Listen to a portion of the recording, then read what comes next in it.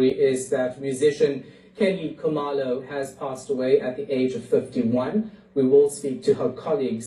Hello Mzansi, welcome to Umgosi Mzansi. If today is your first time visiting this channel, please do the right thing and click the subscribe button, and also don't forget to smash the like button. Kelly Khumalo is filming emva kokuthi NCA News announced ukuthi ushonile emhlabeni abende liphutha instead of uWinnie Khumalo. They said uKelly Khumalo wamboya lapha ku Instagram. Kelly Khumalo wayofaka leya voice or leya part le bebakhuluma ngaye khona lapha eTenzabeni, wathi wabatheka wathi NCA News, you may hate me or even think very less of me, however this is very reckless, ignorant and disrespectful, not only to me but to those who love and care about me, especially my kids. Put some respect on my name. But they did apologize. Shame basho ukuthi bende liphutha kakhulu, but nama I think ukuthi leli yaphutha lo oh hayibo liphutha lenjani leya. They even said ukuthi ushone emhlabeni ana 51, and Kelly Khumalo is not even 51 years old, but bona seba announcele nje ukuthi ugele